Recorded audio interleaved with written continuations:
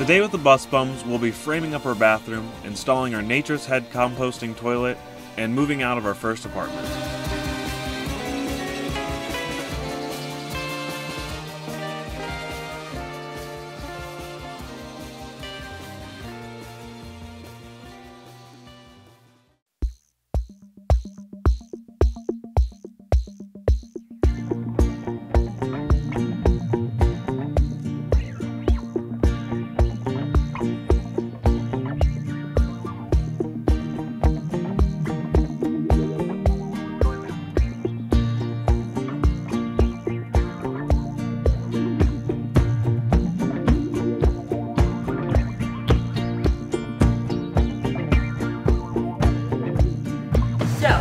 Bought a washer-dryer combo unit from a store, and when they went to put it in our car, the loader did not pay attention to the warnings on the outside of the box stating that that should not go on its side. So he put it in our car, sending us on our way. We've got it here to the bus.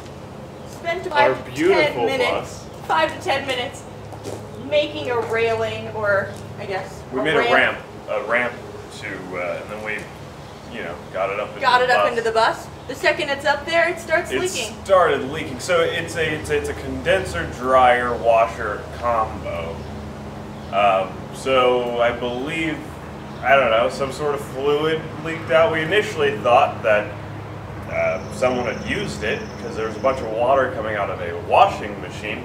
But they assured us that no one would have used it. It wasn't a used product, but it did have water in places it wasn't supposed to have water anymore. And it leaked all over our new floor.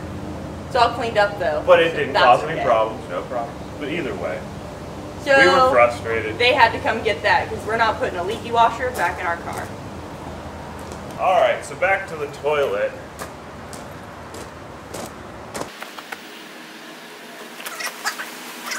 So the toilet, we got our liquids tank, extra liquids tank. And our Nature's Head composting toilet.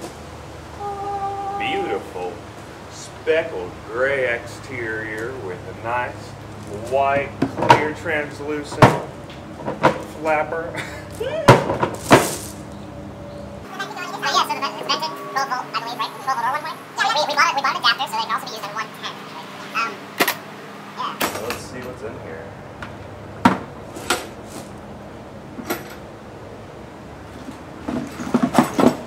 Got a spray bottle to get those pesky streaks out. We got our vent hose. The hardware and electrical stuff for the vent.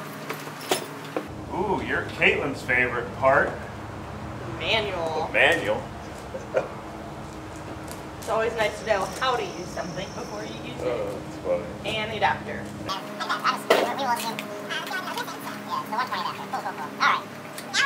Ooh, wait. What's that? Ooh, and the handle. And our handle for our crank. So you can turn your poo. We purchased a 3-foot by 3-foot diamond-shaped shower pan from Home Depot and are using that to gauge the perimeter for the bathroom.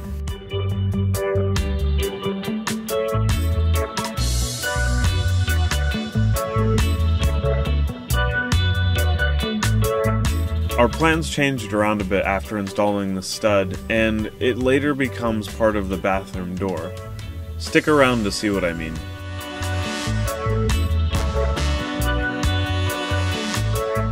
The relative wedge shape of the bathroom gently guides you the length of the bus, but also provides a sense of separation from the front to the back. We are discussing here that putting the bathroom in this position will allow the kitchen to be right underneath the emergency hatch, which will be ideal for cooking if, well, one of us burns something.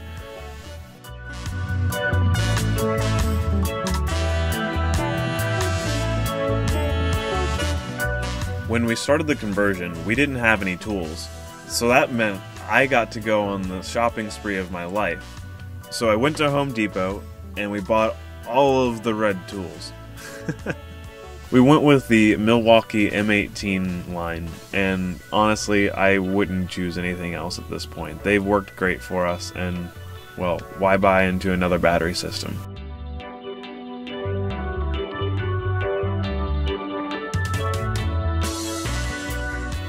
When we purchased all of our tools, we needed something to store them in. So we purchased the two red Milwaukee toolboxes that we are currently being used as sawhorses. Tools are an investment, and it's important to keep them safe. These toolboxes happen to be waterproof and will be able to resist a 20-foot drop. Hopefully that never happens.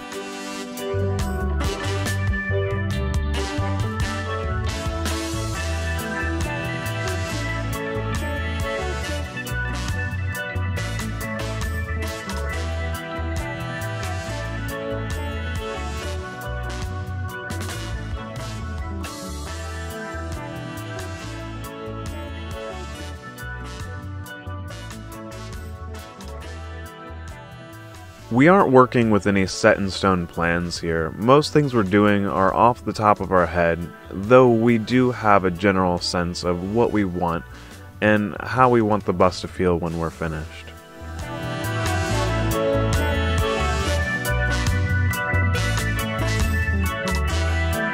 Installing the Nature's Head toilet is as easy as attaching it to the floor with L brackets and venting it through the wall.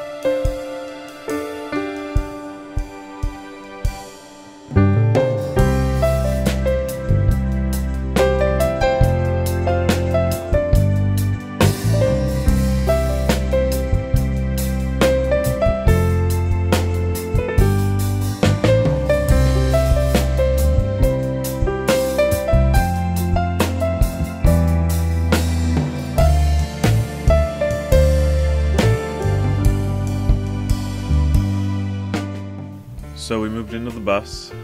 You like the mess?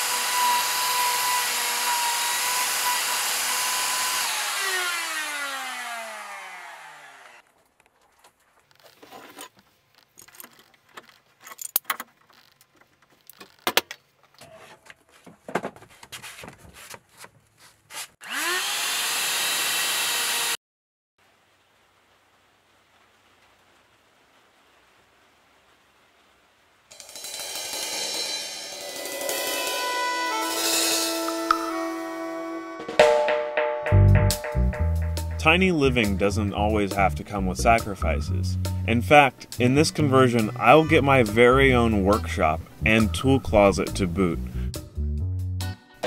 The idea is to use the front 10 feet of the bus for the workshop, and the structure I'm building here will be my tool closet.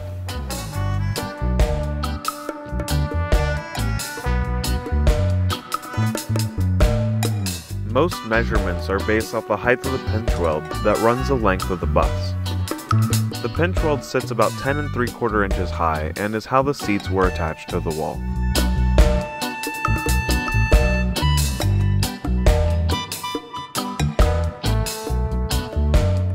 Most of the joining throughout the process was done with our Craig pocket hole jig.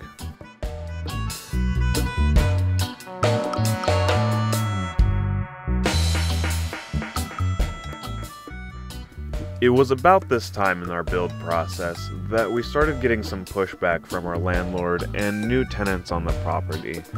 Unfortunately, that resulted in some gaps in recording, but I did take some photos, so those should fill in the missing pieces.